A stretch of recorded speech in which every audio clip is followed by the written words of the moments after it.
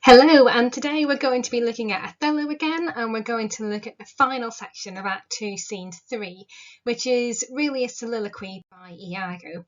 And today's big question is asking ourselves how and why does Shakespeare heighten our sense of Iago's malevolence, and malevolence meaning evil. If you break that word malevolence down, you'll notice that the prefix mal, means evil. If you speak French, you might know the phrase, j'ai mal à la tête, I've got a sore head.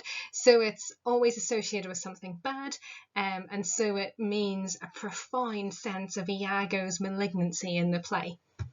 And in terms of where we are in the plot, we're still in that stage of chaos that's been created by the drunken brawl in this scene.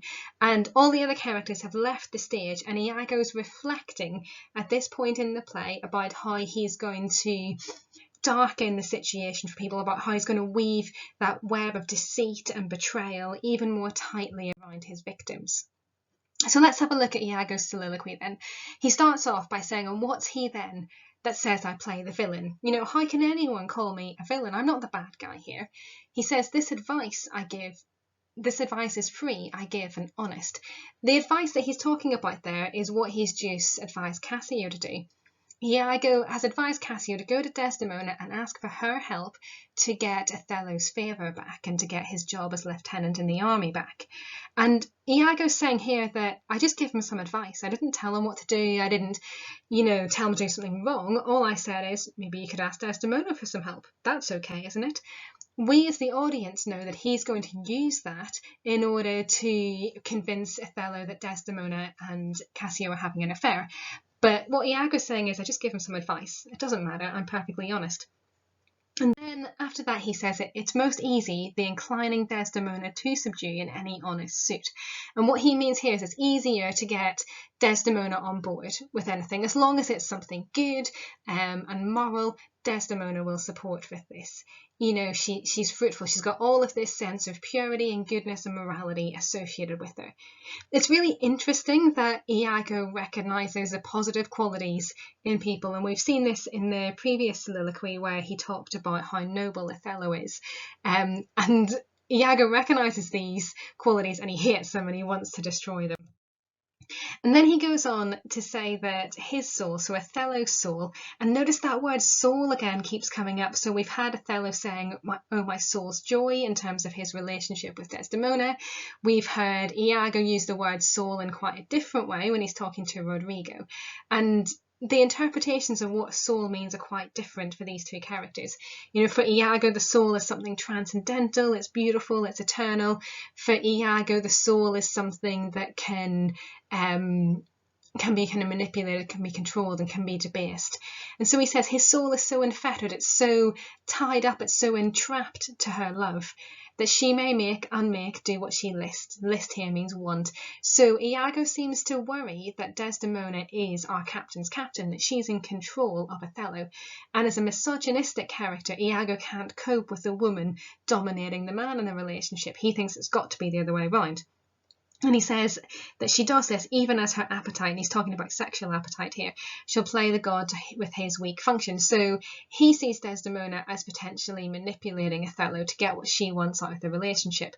So if you imagine, it's kind of the opposite of rose-tinted glasses, isn't it? Iago is looking at the world through a lens of malevolence and disgust and debased morality. And he interprets everyone's actions in this way, looking at Desdemona and interpreting her actions as being quite debased, when actually, as the audience, we know that she's quite pure and she's quite honest. And then he goes on to say divinity of hell. Now this is a paradoxical statement. Divine means heavenly, hell is obviously the opposite of that.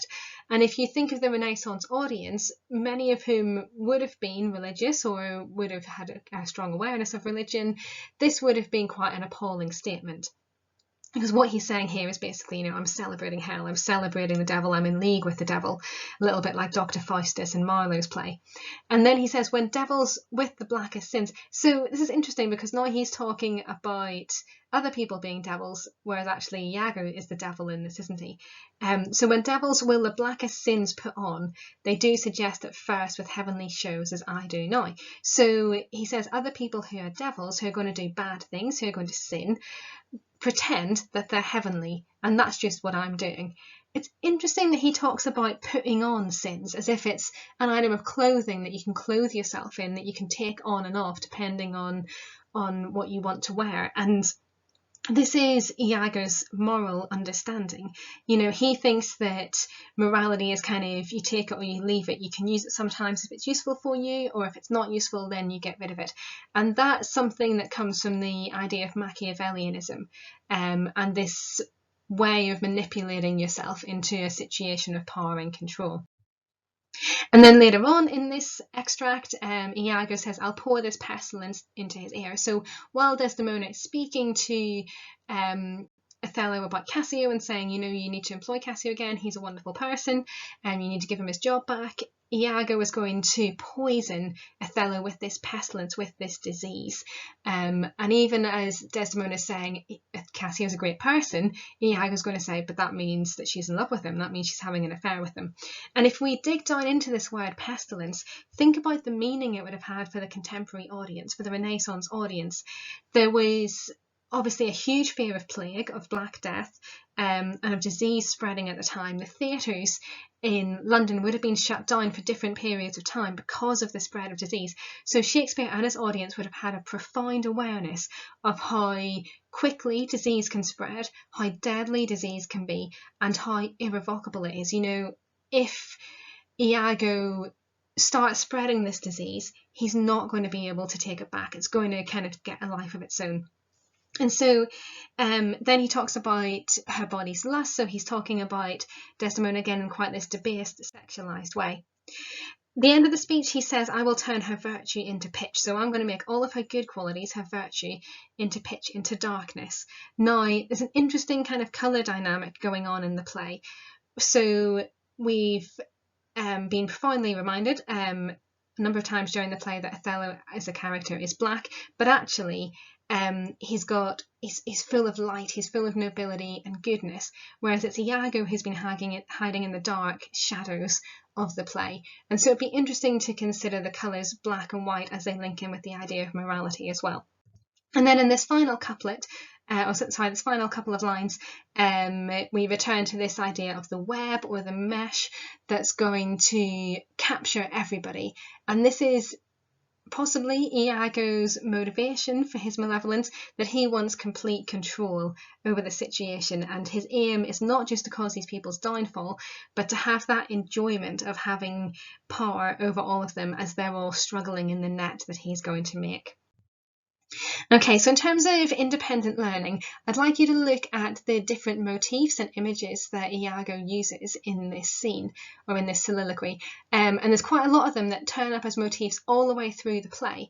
So it would be really useful when you're thinking about answering exam questions and linking different sections of the play to have a clear understanding of these motifs, because then you can show a knowledge of the whole text quite easily just by making a few simple allusions and then digging into the connotations. So I've listed the images on the side, and have a think about the different connotations that each of those images could have. So thank you very much for listening, and in the next scene we're going to move on to Act 3.